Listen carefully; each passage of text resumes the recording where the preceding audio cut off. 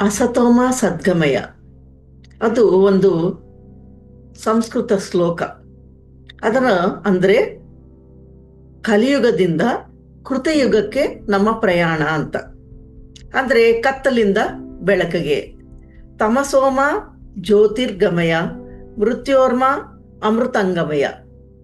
ಇದು ಒಂದು ಶ್ಲೋಕ. ಎಲ್ಲರೂ ಕೂಡ ಹಿಂದಿನ ಕಾಲದಲ್ಲಿ ಇದನ್ನ ಪ್ರಾರ್ಥನೆ ಮಾಡ್ತಾ ಇದ್ರು. ಅಂದ್ರೆ ಅಸತೋಮ ಸದ್ಗಮಯ ಅಂದ್ರೆ ಇದ್ರ ಉದ್ದೇಶ ಏನು ಅಂದ್ರೆ, ಯಾರನ್ನ ಕೇಳ್ತಾ ಇದೀವಿ ಅಸತೋಮ ಸದ್ಗಮಯ ಅಂತ? ಅಸತ್ಯದ ಕಡೆಯಿಂದ ಸತ್ಯದ ಕಡೆಗೆ ಕರೆದುಕೊಂಡು ಹೋಗುವಂತ ನಮ್ಮನ್ನು ನಾವು ಅಸತ್ಯದಿಂದ ಸತ್ಯಕ್ಕೆ ಹೋಗ್ಬೇಕೆ ಹೊರತು ಯಾರು ಕರೆದುಕೊಂಡು ಹೋಗ್ತಾರೆ? ಗಮಯ, ತೆಗೆದುಕೊಂಡು ಹೋಗು, ಕರೆದುಕೊಂಡು ಹೋಗು ಅಂತ ಅರ್ಥ. ನಾನೇ ಹೋಗ್ತಾ ಇದ್ದೀನಿ ಅಂತ ಅಲ್ಲ, ಕರೆದುಕೊಂಡು ಹೋಗಿ ಅಂತ. ಗಚ್ಚಾಮಿ ಅಂದ್ರೆ ಹೋಗ್ತಾ ಇದ್ದೀನಿ, ಗಮಯ ಕರೆದುಕೊಂಡು ಹೋಗಿ.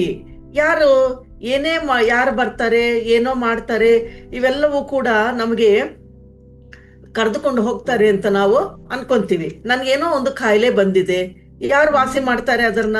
ಅದಕ್ಕೆ ನನ್ನನ್ನು ಮೃತ್ಯುವಿಂದ ಅಮೃತತ್ವದ ಕಡೆಗೆ ಕರೆದುಕೊಂಡು ಹೋಗು. ನನ್ನನ್ನು ತಮಸ್ಸಿನಿಂದ ಅಂದ್ರೆ ಅಂಧಕಾರದಿಂದ ಬೆಳಕಿನ ಕಡೆಗೆ ಕರೆದುಕೊಂಡು ಹೋಗು. ಯಾರು ಕರೆದುಕೊಂಡು ಹೋಗ್ತಾರೆ ಇದರನ್ನು?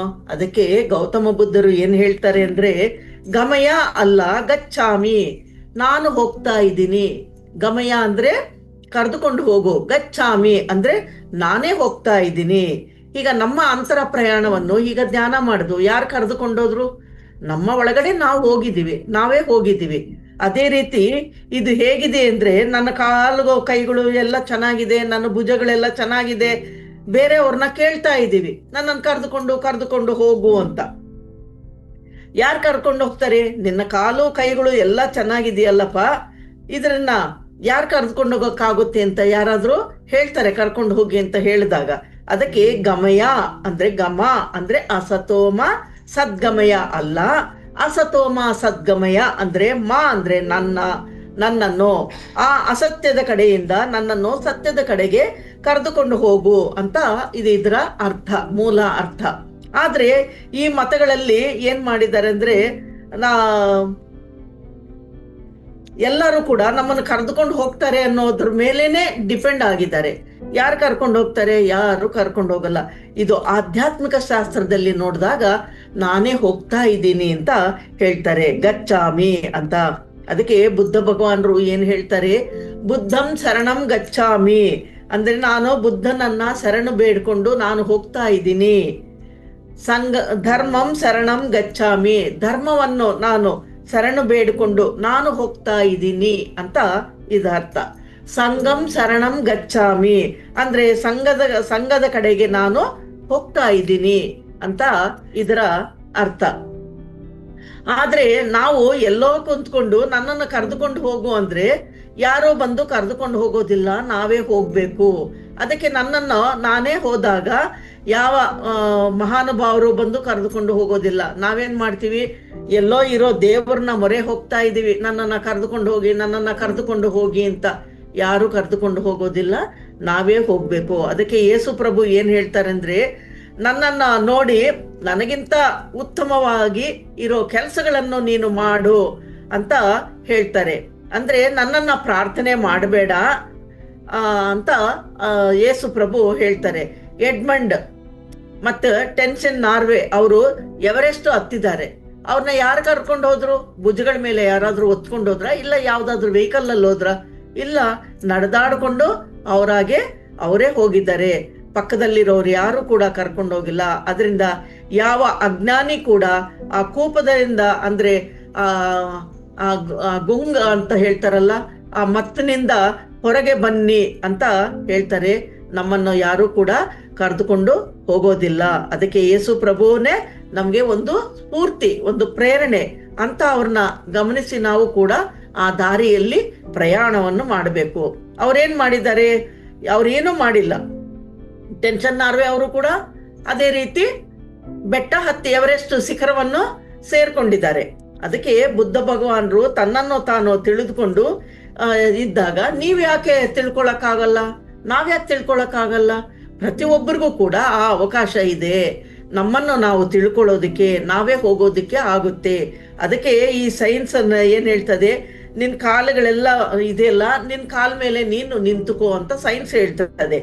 ನಮ್ ಕಾಲ್ ಮೇಲೆ ನಾವೇ ನಿಂತ್ಕೋಬೇಕು.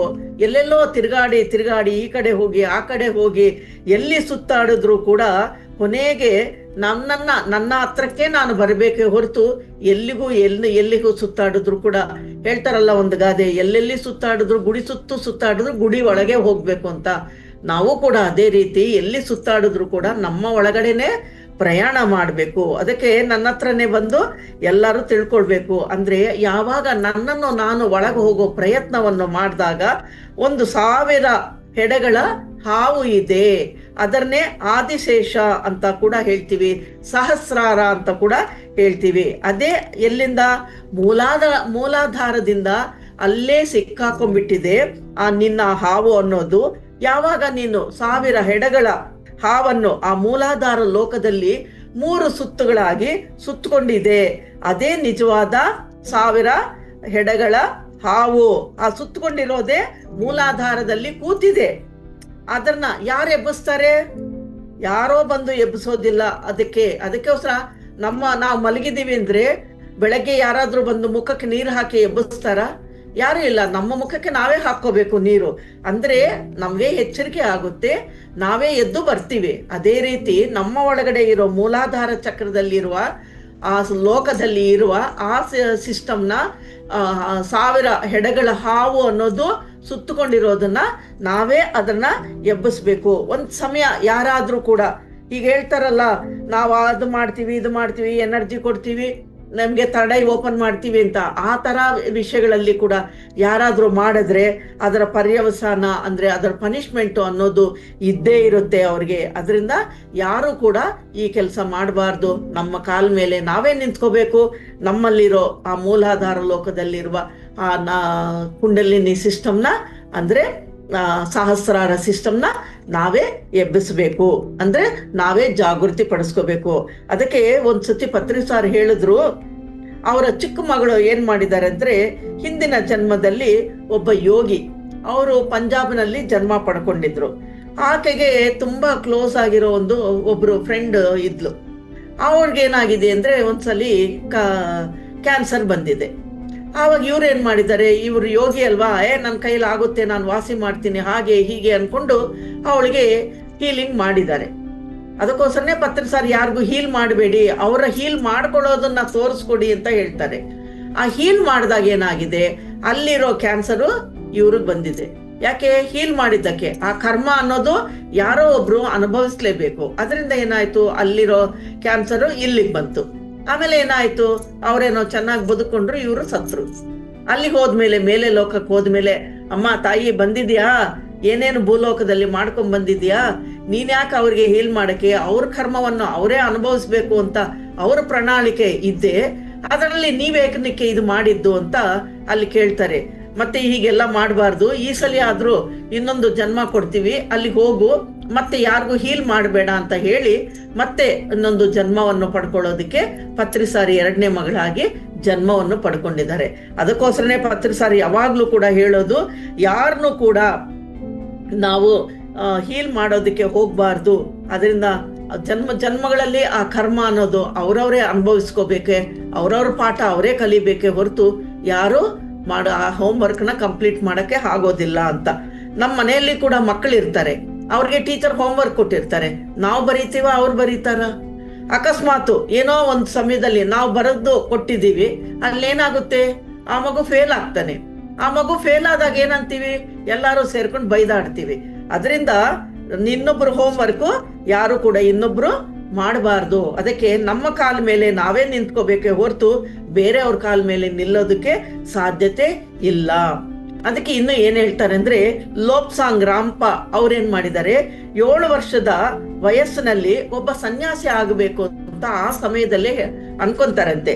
ಅದಕ್ಕೋಸ್ಕರ ಒಬ್ಬ ಗುರುಗಳ ಹತ್ರ ಹೋಗಿ, ನಾನು ಸನ್ಯಾಸಿ ಆಗ್ಬೇಕು ಅನ್ಕೊಂಡಿದ್ದೀನಿ ಅಂದ್ರೆ, ಸನ್ಯಾಸಿ ಆಗೋದೇನು ಅಷ್ಟು ಸುಲಭನಾ? ಹಾಗಾದ್ರೆ ನಾನೊಂದು ಕೆಲಸ ಕೊಡ್ತೀನಿ, ಅದನ್ನ ನೀನ್ ಮಾಡಿದ್ರೆ ನಾನು ನಿನ್ಗೆ ಸನ್ಯಾಸಿತ್ವ ಕೊಡ್ತೀನಿ ಅಂತ ಹೇಳ್ತಾರೆ. ಸ್ವೀಕಾರ ಮಾಡ್ತೀವಿ ಶಿಷ್ಯನಾಗಿ ಅಂತ ಗುರುಗಳು ಹೇಳ್ತಾರೆ.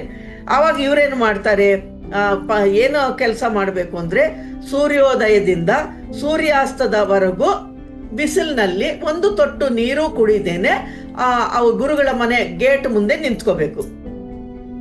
ಬೆಳಗ್ಗೆಯಿಂದ ರಾತ್ರಿವರೆಗೂ ಕತ್ತಲಾಗೋವರೆಗೂ ಈ ರೀತಿ 3 ದಿವಸ ನೀನು ನಿಂತರೆ ನಿನ್ಗೆ ಖಂಡಿತವಾಗಿ ನೀನು ಕೇಳಿದ್ದು ನನ್ನ ಸನ್ಯಾಸತ್ವವನ್ನು ಕೊಡ್ತೀನಿ. ಅಷ್ಟೇನಾ ಸ್ವಾಮಿ, ಆಯ್ತು ಪರವಾಗಿಲ್ಲ, ಒಂದು ತೊಟ್ಟು ನೀರು ಕುಡಿದೇನೆ ನಾನು ನಿಂತ್ಕೊಂತೀನಿ ಅಂತ ಹೇಳ್ಬಿಟ್ಟು ಹಾಗೆ 3 ದಿವಸ ನಿಂತ್ಕೊಂತಾನೆ. ಅಂದ್ರೆ ಅಷ್ಟು ಶ್ರದ್ಧೆ ಅನ್ನೋದು ಅವ್ರಿದೆ, ಅಷ್ಟು ಶಕ್ತಿನ ತನ್ನಲ್ಲಿ ಇರೋದನ್ನ ಜಾಗೃತಿ ಪಡಿಸ್ಕೊಂಡು ಮಾಡ್ಕೊಂತಾರೆ. ಅದೇ ರೀತಿ ಯಾರಾದ್ರೂ ಮಾಡಕ್ಕಾಗುತ್ತಾ? ಅವಾಗ ಏನಾಗುತ್ತೆ, ನಮ್ಮ ಕಾಲ ಮೇಲೆ ನಾವೇ ನಿಂತ್ಕೋಬೇಕು. ಅದಕ್ಕೆ ಲೋಪ್ಸಾಂಗ್ ರಾಂಪ ಅವರ ಥರ್ಡ್ ಐ ಓಪನ್ ಆಗಿದೆ. ಅಷ್ಟು ಚಿಕ್ಕ ವಯಸ್ಸಿನಲ್ಲೇ ಅವರು ಮಾಡ್ಕೊಂಡಿದ್ದಾರೆ. ಅಂದ್ರೆ ಅಲ್ಲಿ ನಮ್ಮಲ್ಲಿರೋ 1000 ಹೆಡೆಗಳ ಹಾವು ಅನ್ನೋದಿದೆಯಲ್ಲ, ಅವೆಲ್ಲವೂ ಕೂಡ ಸುಮ್ಮನೆ ಬರುತ್ತಾ? ನಾವು ಕೂಡ ಸಾಧನೆ ಮಾಡಬೇಕು. ಸಾಧನೆ ಮಾಡಿದಾಗ ಮಾತ್ರನೇ ಅವೆಲ್ಲವೂ ಕೂಡ ಓಪನ್ ಆಗೋದು. ಇವಾಗ ಒಂದು ಬಿಲ್ಡಿಂಗ್ ಇದೆ, ಬಿಲ್ಡಿಂಗ್ ಎಲ್ಲ ಯಾರು ಕಟ್ತಾರೆ? ಬೇರೆ ಒಂದು ಇಟ್ಟಿಗೆ ಮೇಲೆ ಒಂದು ಇಟ್ಟಿಗೆ ಜೋಡಿಸಿ ಕಟ್ಟಿದ್ರೇನೆ ಒಂದು ಮನೆ ನಿರ್ಮಾಣ ಆಗುತ್ತೆ. ಅದೇ ರೀತಿ ಒಂದು ಮೈಕ್ ಇದೆ, ಒಂದು ಕಂಪ್ಯೂಟರ್ ಇದೆ, ತನ್ನ ಕೆಲಸ ತಾನು ಮಾಡ್ತಾ ಇದೆ. ಅದಕ್ಕೆ ಏನೇನು ಬೇಕೋ ಅದು ವಸ್ತುಗಳನ್ನ ನಾವು ಉಪಯೋಗಿಸ್ಕೊಂತಾ ಇದ್ದೀವಿ. ಇದೆಲ್ಲವೂ ಕೂಡ ಸೈನ್ಸ್ ಪರವಾಗಿ ನಡೀತಾ ಇರುತ್ತೆ. ಅದಕ್ಕೆ ಯಾರು ಕೂಡ ಬೇರೆಯವ್ರಿಗೆ ಏನು ಮಾಡಬಾರ್ದು. ಅದಕ್ಕೆ ಅವ್ರ ಕಾಲ ಮೇಲೆ ಅವರೇ ನಿಂತ್ಕೋಬೇಕು. ಲೋಪ್ಸಾಂಗ್ ರಾಂಪ ಅವರು 7 ವರ್ಷದ ಚಿಕ್ಕ ಅವನು ಸೂರ್ಯೋದಯದಿಂದ ಸೂರ್ಯಾಸ್ತದವರೆಗೂ ನಿಂತ್ಕೊಂಡಿದ್ದಾರೆ. ಅವರು ಆ ಸ್ಥಿತಿಗೆ ಬಂದಿದ್ದಾರೆ. ಅವ್ರು ಯಾವ ಪ್ರಾರ್ಥನೆ ಮಾಡಿಲ್ಲ, ಯಾವ ಯೇಸು ಬಂದು ಕೂಡ ಅವ್ರನ್ನ ರಕ್ಷಣೆ ಮಾಡಿಲ್ಲ, ಯಾವ ಕೃಷ್ಣ ಕೂಡ ಅನಾಥ ರಕ್ಷಕ ಆಪದ್ ಬಾಂಧವ ಅಂತ ಕೂಡ ಅವರು ಕೇಳಲಿಲ್ಲ. ತಾನೇ 3 ದಿವಸ 7 ವರ್ಷದ ಹುಡುಗ ನಿಂತಿದ್ದಾರೆ. ಅದಕ್ಕೆ ತಾನಿಗೆ ಥರ್ಡ್ ಐ ಓಪನ್ ಆಗಿದೆ. ಆ ಥರ್ಡ್ ಐ ಓಪನ್ ಆಗಿರೋದ್ರಿಂದ ಎಷ್ಟೆಲ್ಲ ಸೂಕ್ಷ್ಮ ಶರೀರ ಯಾನ ಎಲ್ಲ ಮಾಡಿದ್ದಾರೆ, ಎಷ್ಟೆಲ್ಲ ಪುಸ್ತಕಗಳಿದೆ ಲೋಪ್ಸಾಂಗ್ ರಾಂಪ ಅವ್ರದ್ದು. ಆ ಪುಸ್ತಕಗಳ ಜ್ಞಾನವನ್ನು ಪಡ್ಕೊಂಡಾಗ ನಮಗೆ ಅರ್ಥ ಆಗುತ್ತೆ ಇಂಥ ಸಾಧನೆ ಮಾಡಿದಾರ ಅಂತ ಅನ್ಸುತ್ತೆ. ಅದಕ್ಕೆ ಉದ್ಧರೇನಾತ್ಮ ಅನಾಮ್ ಅಂತ ಹೇಳಿದ್ದಾರೆ ಭಗವದ್ಗೀತೆಯಲ್ಲಿ. ಯಾವ ಪೂಜೆಗಳು ಪ್ರಾರ್ಥನೆಗಳು ಕೂಡ ನಿನ್ನನ್ನ ಏನು ಮಾಡೋದಿಲ್ಲ. ನಮ್ಮಲ್ಲಿರೋ ಶಕ್ತಿನ ಕ್ಷೀಣಿಸ್ಕೊಂತೀವಿ ಹೊರತು ಅವೆಲ್ಲವೂ ಕೂಡ ಆಗೋದಿಲ್ಲ. ನಾವು ಇಲ್ಲಿಂದ ಇನ್ನೊಂದು ಊರ್ಗ ಹೋಗ್ಬೇಕು ಅಂತ ಅನ್ಕೊಂಡ್ರೆ ನಮ್ಮ ನಾವೇ ನಡ್ಕೊಂಡು ಹೋಗೋದು ಬೇಕು, ಇಲ್ಲ ಒಂದು ವೆಹಿಕಲ್ ಅಲ್ಲಿ ಹೋಗ್ಬೇಕು ಅಷ್ಟೇ ಹೊರತು ಪಕ್ಕದಲ್ಲಿರೋನ ನೀನ್ ಚೆನ್ನಾಗಿದೆಯಲ್ಲಪ್ಪ, ನೀನ್ ದಪ್ಪ ಇದೆಯಾ, ಎಷ್ಟು ಶಕ್ತಿಶಾಲಿ ಅಂತ ಹೇಳಿದ್ರು ಕೂಡ ಅವ್ರೇನ್ ನಮ್ಮನ್ನ ಕರ್ಕೊಂಡು ಹೋಗ್ತಾರ? ಅದು ಸಾಧ್ಯನೇ ಇಲ್ಲ. ಒಂದ್ ಸಮಯ ಕರ್ಕೊಂಡು ಹೋಗ್ತೀನಿ ಅಂತ ಹೇಳಿದ್ರು ಕೂಡ ಅದು ಮೂರ್ಖರಾಗ್ತಾರೆ ಕರ್ಕೊಂಡು ಹೋಗಿರೋರು. ಅರ್ಥ ಆಗುತ್ತಲ್ಲ ನಮಗೂ ಕೂಡ. ಅದಕ್ಕೆ ನಮ್ಮನ್ನು ನಾವೇ ಉದ್ಧರಿಸ್ಕೋಬೇಕು. ಅದಕ್ಕೆ ಬುದ್ಧ ಭಗವಾನರು ಅಪ್ಪೋ ದಿಪ್ಪೋ ಭವ ಅಂತ ಕೂಡ ಹೇಳಿದ್ದಾರೆ. ಅಂದ್ರೆ ನಿನ್ನ ದೀಪವನ್ನು ನೀನೇ ಬೆಳಗಿಸ್ಕೋಬೇಕು. ಆ ನಿನ್ನ ದೀಪವನ್ನು ಯಾರಾದ್ರೂ ಬಂದು ಬೆಳಗಿಸೋದಕ್ಕಾಗುತ್ತಾ? ಯಾಕೆಂದ್ರೆ ನಮ್ಮ ಕೈಯಲ್ಲೇ ಬೆಂಕಿ ಪಟ್ನ ಇದೆ, ನಮ್ಮ ಕೈಯಲ್ಲೇ ಆ ದೀಪನೂ ಇದೆ. ಅದಕ್ಕೆ ನಾವೇ ಬೆಳಗಿಸ್ಕೋಬೇಕೇ ಹೊರತು ಬೇರೆಯವರು ಬಂದು ಯಾರು ಕೂಡ ಬೆಳಗಿಸೋದಕ್ಕಾಗಲ್ಲ. ಅಂದ್ರೆ ಹೇಗೆ ಬೆಳಗಿಸ್ಕೋಬೇಕು ಅಂದ್ರೆ ಶ್ವಾಸದ ಮೇಲೆ ಗಮನವಿಟ್ಟಾಗ ಆ ಉಸಿರಾಟವನ್ನು ಆನಾಪಾನಸತಿ ಧ್ಯಾನವನ್ನು ಮಾಡಿದಾಗ ಒಳಗೆ ಹೋಗ್ತಾ ಇದೆ ಉಸಿರು, ಹೊರಗೆ ಬರ್ತಾ ಇದೆ. ಆ ಉಸಿರಾಟ ಧಾರಣೆಯಾಗಿ ಬಂದು ಹೋಗ್ತಾ ಇರೋ ಸಮಯದಲ್ಲಿ ನಮಗೆ ಈ ಶಕ್ತಿ ಅನ್ನೋದು ನಾವು ಕೂಡ ಪಡ್ಕೊಂತೀವಿ. ಅದಕ್ಕೋಸ್ಕರನೇ ಆ ಶ್ವಾಸದ ಮೇಲೆ ಗಮನವಿಡಿ ಅಂತ ಪತ್ರಿಜಿ ಅವರು ನಮ್ಗೆ ಅದ್ಭುತವಾಗಿ ತಿಳಿಸ್ಕೊಟ್ಟಿದ್ದಾರೆ. ಅಂದ್ರೆ ಸ್ವಾಧ್ಯಾಯ ಮಾಡಿ ಅಂತ ಹೇಳ್ತಾರೆ, ಪುಸ್ತಕಗಳು ಓದಬೇಕು, ಒಂದರ ಮೇಲೆ ಒಂದು ಪುಸ್ತಕ ಆದ್ಮೇಲೆ ಇನ್ನೊಂದು ಪುಸ್ತಕ ಓದಿ ಅಂತ ಹೇಳ್ತಿರ್ತಾರೆ. ಯಾಕೆಂದ್ರೆ ಆ ಪುಸ್ತಕದಲ್ಲಿ ಕೂಡ ಅಷ್ಟೊಂದು ಜ್ಞಾನ ಇರುತ್ತೆ, ಶಕ್ತಿ ಇರುತ್ತೆ, ಅದು ಕೂಡ ನಮ್ಗೆ ಸಹಾಯ ಆಗುತ್ತೆ ಅಂತ ಹೇಳ್ತಾರೆ. ಇನ್ನು ಸಜ್ಜನ ಸಾಂಗತ್ಯವನ್ನು ಮಾಡಿ ಅಂತಾರೆ. ಪ್ರತಿಯೊಬ್ಬರ ಹತ್ರ ಹೋಗಿ ನಾವು ಅವರವರ ಅನುಭವಗಳು ಹೇಳಿ, ನಿಮ್ಗೆ ಏನ್ ಅನುಭವ ಆಯ್ತು, ಇಷ್ಟು ದಿವಸದಿಂದ ನೀವು ಧ್ಯಾನ ಮಾಡ್ತಿದ್ದೀರಲ್ಲ, ನಿಮ್ಮ ಅನುಭವ ನಮ್ಗೆ ಹೇಳಿ ಅಂತ ಕೇಳ್ಕೋಬೇಕು. ಅವರ ಅನುಭವಗಳೆಲ್ಲವೂ ಕೂಡ ನಾವು ಶ್ರದ್ಧೆಯಿಂದ ಕೇಳ್ಬೇಕು, ನಾವು ಕೂಡ ಹೇಳ್ಬೇಕು. ಈ ರೀತಿ ಒಬ್ರಿಗೊಬ್ರು ಕೇಳ್ತಾ ಇರ್ಬೇಕು. ಅಂದ್ರೆ ಶ್ರವಣವನ್ನು ಮಾಡಿ ಅಂತ ಕೂಡ ಹೇಳ್ತಾರೆ. ಇಲ್ಲಿ ಆಧ್ಯಾತ್ಮಿಕ ಜ್ಞಾನವನ್ನು ತಿಳ್ಕೊಳ್ಳೋದಕ್ಕೆ ಬಂದಿದೀವಿ. ಅದಕ್ಕೋಸ್ಕರ ಬಾಯಿ ಅನ್ನೋದು ಒಂದಿದೆ, ಕಿವಿ ಅನ್ನೋದು 2 ಇದೆ. ಯಾತಕ್ಕೋಸ್ಕರ? ನೀವು ಎಷ್ಟು ಕಡಿಮೆ ಮಾತಾಡಿದ್ರೆ ಅಷ್ಟು ಡಬಲ್ ಆಗಿ ನೀವು ಕೇಳಬೇಕು. ಅದರಿಂದನೇ ಯಾರೇ ಬಂದ್ರು ಹೇಳಿದ್ರು ಕೂಡ ಬಾಯಿ ಮುಚ್ಚಿಕೊಂಡು ನಾವು ಕಿವಿಗಳನ್ನು ಇಟ್ಟು ಚೆನ್ನಾಗಿ ಕೇಳಿಸ್ಕೋಬೇಕು. ಅದಕ್ಕೆ ಬಾಯಿ ಆದ್ರೆ ಮುಚ್ಕೊಂತೀವಿ, ಕಿವಿಗೆ ಯಾವುದು ಕ್ಯಾಪೆ ಇಲ್ಲ ಮುಚ್ಚೋದಕ್ಕೆ. ಅದರಿಂದಾನೇ ನಿರಂತರ ಕೂಡ ನಾವು ಸಜ್ಜನ ಸಾಂಗತ್ಯವನ್ನು ಮಾಡ್ತಾ ಇರಬೇಕು. ಅದರಿಂದ ಶ್ರವಣ ಮಾಡಬೇಕು, ಮನನ ಮಾಡಬೇಕು, ನಿಧಿಧ್ಯಾಸವನ್ನು ಮಾಡಬೇಕು. ಸಾಕ್ಷಾತ್ಕಾರ ಅನ್ನೋದು ಬರುತ್ತೆ. ಎಷ್ಟು ಶ್ರವಣ ಮಾಡ್ತೀವೋ ಅಂದ್ರೆ ಅಷ್ಟು ಶ್ರವಣ ಮಾಡ್ತಾ ಮಾಡ್ತಾ ಬೇರೆಯವರು ಕೂಡ ಏನ್ ಮಾಡ್ತಾ ಇದ್ದಾರೆ ಅನ್ನೋದು ಆ ವ್ಯತ್ಯಾಸವನ್ನು ನೋಡ್ಕೊಂತ ಆ ಪ್ರಯತ್ನವನ್ನು ಮಾಡ್ತಾ ನಾವು ಆಚರಣೆಯನ್ನು ಮಾಡಿಕೊಂಡಾಗ ಆ ಪ್ರಯತ್ನದಲ್ಲಿ ಆಚರಣೆ ಇಲ್ಲ ಅಂದ್ರೆ ನಾವು ಸಾಕ್ಷಾತ್ಕಾರ ಆಗೋದಿಲ್ಲ. ಯಾವಾಗ ಆಚರಣೆದಲ್ಲಿ ಇಡ್ತೀವೋ ಆವಾಗ ನಮ್ಮಲ್ಲಿ ಕೂಡ ಆ ಸಾಕ್ಷಾತ್ಕಾರ ಅನ್ನೋದು ಆಗುತ್ತೆ.